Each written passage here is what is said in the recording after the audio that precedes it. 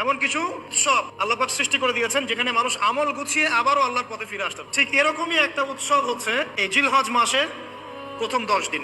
নবী করিম সাল্লাল্লাহু আলাইহি ওয়াসাল্লাম বলেছেন, আল্লাহর কাছে জিলহজ মাসের প্রথম 10 দিনের নেক আমল যত বেশি প্রিয়, অন্য কোন আমল এত বেশি প্রিয় না।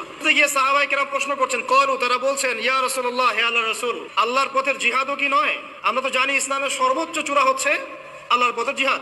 নবী সাল্লাল্লাহু আলাইহি ওয়াসাল্লাম বলছেন, ওয়ালাল জিহাদু ফি সাবিলিল্লাহ, আল্লাহর পথের জিহাদও নয়। জিলহজ মাসের আজকে কয় তারিখ? 1 তারিখ। এই 10টা দিন আমরা কিভাবে কাজে লাগাতে পারি?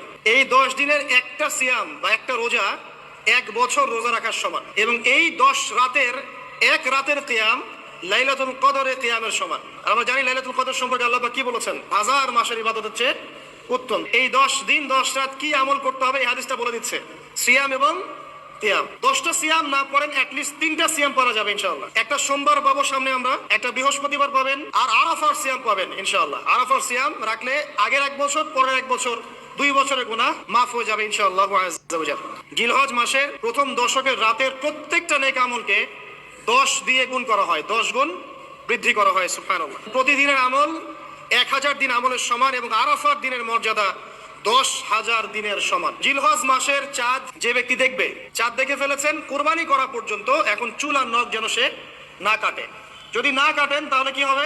আপনি একটা পূর্ণাঙ্গ কুরবানির নেকি পাবেন ইনশাআল্লাহ। আর একটা কুরবানির নেকি কি জানেন? কুরবানির পশুর গায়ে যতগুলো লোমকূপ আছে ততগুলো নেকি আপনার আমলনামায় যুক্ত হবে ইনশাআল্লাহ আযজা ওয়া জাল। যে কিভাবে আমরা এই 10টা দিনকে কাজে লাগাতে পারি? প্রথম কাজ, এশার নামাজের পর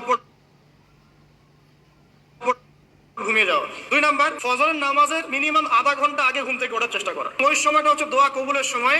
আল্লাহ পাক প্রথম আসমানে নেমে আসেন, মিনিমাম 2 থেকে 4 রাকাত নফল নামাজ পড়বেন। আমরা জানি যে আমরা নবী সাল্লাল্লাহু আলাইহি ওয়াসাল্লামের মতো তাহাজ্জুদ পড়তে পারবো না, মিনিমাম 2 রাকাত নামাজ বা 4 রাকাত নামাজ তো পড়তে পারি। জামাতে নামাজ পড়া পড়ে আপনারা চলে যাবেন না হুট করে, বসে বসে তাসবিহ তাহলিল করবেন, জিকির আজকার করবেন। খুব কমন তাসবিহ আছে কিছু, আয়াতুল কুরসি পড়বেন একবার, সূরা ফালাক, ইখলাস, নাস 3 বার করে পড়বেন। তারপর আল্লাহুম্মা আনতাস সালাম ওয়া মিনকাস সালাম তাবারাকতা ইয়া যাল জালালি ওয়াল ইকরাম পড়বেন। আল্লাহুম্মা আইন্নি আলা যিকরিক ওয়া শুকরিকা ওয়া হুসনি ইবাদাতিক পড়বেন। আর অনেক আছে, বলতে গেলে আসলে সময় শেষ হয়ে যাবে। হিসনুল মুসলিম অ্যাপসও আছে, পকেটে অ্যাপস রাখতে পারেন, পকেট সাইজ বই পাওয়া যায়, পকেটে রাখতে পারেন। নামাজের পরে খুলে খুলে পড়বেন।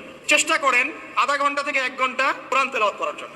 এই ইশরাকের নামাজ পড়ুন। কিসের নামাজ? ইশরাক। তারপরে ধরেন চাশতের নামাজ, যেটাকে আমরা বলি সালাতুদ দুহা, চাশতের নামাজ। প্রতিদিন এগুলো আপনি চর্চা করবেন, পারবেন ইনশাআল্লাহ।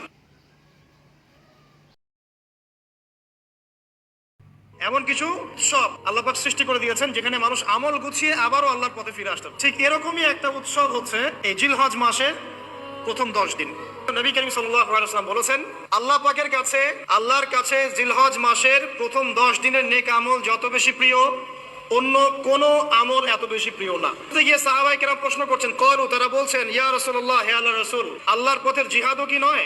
আমরা তো জানি ইসলামের সর্বোচ্চ চূড়া হচ্ছে আল্লাহর পথের জিহাদ। নবী সাল্লাল্লাহু আলাইহি ওয়াসাল্লাম বলছেন, ওয়ালাল জিহাদ